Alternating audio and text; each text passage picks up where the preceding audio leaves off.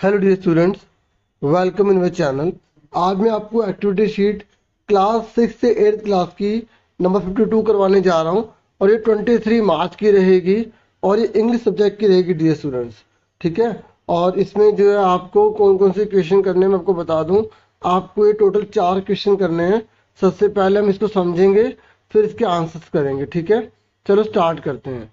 देखिए, यहाँ बोला गया है कि आपको सबसे पहले रीडिंग करनी है और रीडिंग करने से पहले कुछ बातों को ध्यान में रखना है कि let your voice reflect the tone of the story और the personalities of the character. मतलब आपकी आवाज़ में वो टोन होना चाहिए जिससे पता लगे कि आप कौन सी लाइन कैसे पढ़ रहे हैं। अगर कोई व्यक्ति है तो उसके अकॉर्डिंग आपको अपनी आवाज़ में बोलना है। ठीक है, मतलब ये नहीं सिर्फ पढ़ते जाओ वैसी रीडिंग नहीं करनी।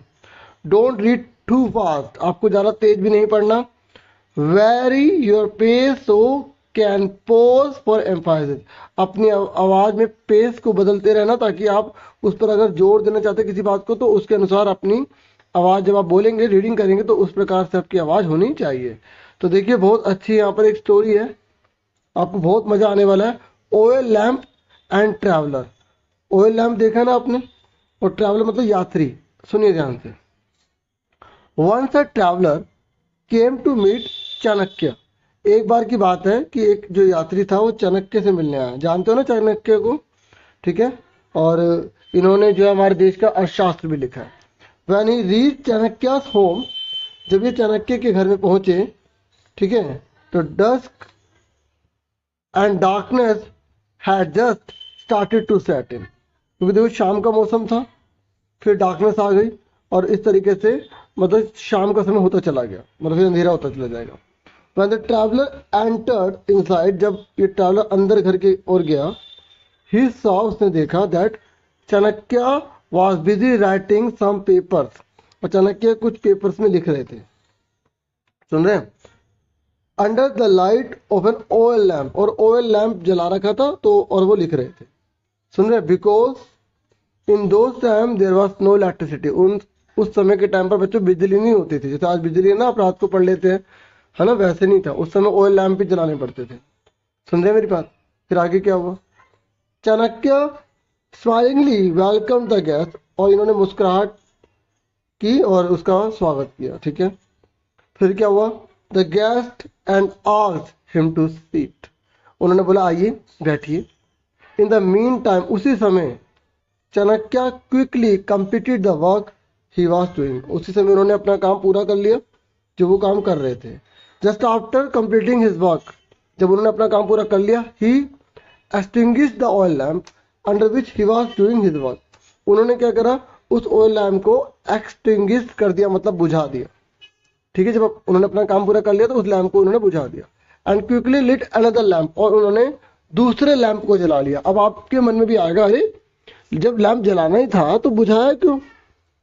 आपके मन में आया बच्चों? ये सुनिए।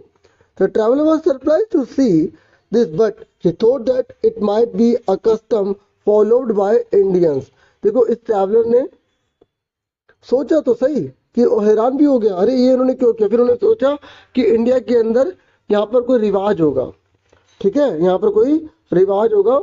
ठीक है, और when a guest arrives, जब कोई गेस्ट आता होगा तो ऐसे वो करते होंगे। He got curious and asked Chanakya, और वो बहुत ज़्यादा उत्सुक हो गया और पूछ पड़ा चाणक्य जी से, is is a custom in India to extinguish one lamp and light up another one when a guest arrives, कि क्या आपके यहाँ पर कोई रिवाज है क्या कि अगर कोई गेस्ट आपके घर पर आता है तो आप एक दिया बुझा देते और दूसरा दिया जला लेते हैं? चाणक्य रिप्लाइड, चाणक्य ने बोला, नो माय डियर फ्रेंड, नहीं मेरे प्यारे मित्र, नहीं मेरे प्यारे मित्र, नहीं। एक्चुअली व्हेन यू एंटर्ड, जब आपने अंदर एंट्री करी, जब आप अंदर आए, I was working for an official work, तब मैं ऑफिशियल वर्क कर रहा था, मतलब ऑफिस से जुड़ा हुआ काम जैसे होता है ना, वो work related to my nation, जो मेरे देश से संबंधित था। And the oil filled in the lamp was bought from the money of national treasury, और ये भारत के राष्ट्रीय खजाने से इस पर पैसे लगाए गए थे। He further stated, फिर उन्होंने एक बात और बोली, now I am taking to you, sorry, now I am talking to you, अब मैं तुमसे बात कर रहा हूँ, and this is my personal friendly conversation, और ये पर्सनल है क्योंकि मैं आपसे बात कर रहा हूँ और दोस्ताना व्यवहार हो रहा है, कन्वर्सेशन मतलब बातचीत हो रही है। तो it is not related to my nation, और ये मेरे राष्ट्र से संबंधित नहीं है, तो मैं राष्ट्र की चीज़ के ऊपर बात करूँ। So I can not use this lamp now as it will lead to wastage of money from national treasury, क्योंकि मेरे देश के खजाने की ना ये बर्बादी होगी। ठीक है, इसलिए मैंने बंद किया था और नया मैंने दूसरा चलाया। समझ में आगे बच्चों, कितनी बड़ी बात बोली इन्होंने।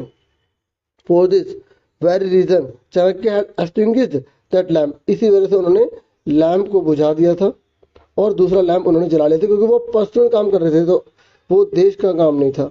ठीक है, और देश के पैसे देश के काम पर लगने चाहिए, ना कि पर्सनल चीज़ों पर लगना चाहिए। ये बहुत बड़ी बात बोली गई। Since the oil in the latter lamp had been bought from his personal money, क्योंकि उन्होंने वो जो दूसरा लैम्प जलाया ना, वो उन्होंने अपने खुद के पैसों से खरीदा, और वो खुद के पैसों से खरीदा है, पर्सनल खरीदा, वो पर्सनल काम के लिए। बच्चों मुझे पूरी उम्मीद है कि आपको काफ़ी अच्छे से ये कहानी समझ में आ गई होगी। ठीक है, अब फटाफट इन क्वेश्चन के आंसर कर लेते हैं ताकि हम भी आगे की ओर बढ़ जाएं। ठीक है, चलो देखिए, मेरी आपसे एक रिक्वेस्ट भी है कि अगर अभी तक आपने चैनल को सब्सक्राइब नहीं किया तो आप जरूर कर लीजिएगा और वीडियो को लाइक जरूर कर देना। देखिए, यहीं से आपको आंसर करने हैं सारे। ठीक है, तो पहला है कि oil is a natural resource, कि ऑयल जो है वो प्राकृतिक संसाधन है। तो what other natural resources can you think of, आप बता सकते हैं कि और कौन कौन से प्राकृतिक संसाधन होते हैं। आपको कम से कम 3 बताने हैं। देखो, नेचुरल गैस है, कॉपर है, आयरन है, बहुत सारे होते हैं बच्चों। ठीक है, नेचुरल बहुत सारी चीज़ें होती है, आप कोई से भी 3 बता सकते हैं, मैंने भी 3 बता दिए। और ये कह रहे हैं कि आपको बताना कि इंडिया जो है ना, किस कौन कौन से स्टेट है इंडिया के अंदर जो नेचुरल रिसोर्स में बहुत ज़्यादा रिच अमीर है। ठीक है, बहुत सारे, तमिलनाडु है, आंध्र प्रदेश है, केरल है, असम है, राजस्थान है, ठीक है, झारखंड है, छत्तीसगढ़ है, बहुत सारे। मैंने यहाँ पे कुछ ही बताए हैं। ठीक है, समझ में आ गई। यहाँ पे लास्ट में ईटीसी लिख देना, ईटीसी। अब नेक्स्ट देखते हैं कौन सा क्वेश्चन है। ईटीसी मतलब एक्सेट्रा, मतलब और भी बहुत सारे हैं। अब देखिए, देखो हमने ये तो कर दिया। फिर है कि आपको कोलाज बनाना है। कोलाज पता ना बच्चों, जैसे या तो अखबार से काट के या आपको पेजेस पर 3-4 पेजेस लगा रहे हैं, तो मैंने आपकी हेल्प के लिए ना ये बना दिया है। तो आप इसका कोलाज बना देना, मतलब जैसे एक पेज पर आपने कोयला लगा दिया, ठीक है, बता दो गुजरात में, दूसरे पेज पर ये लगा दिया, तीसरे पेज पर ये लगा दिया, इस तरीके से कोलाज आपको तैयार करना है। ठीक है, समझ में आ गई। अब उसके नेक्स्ट पर आ जाओ।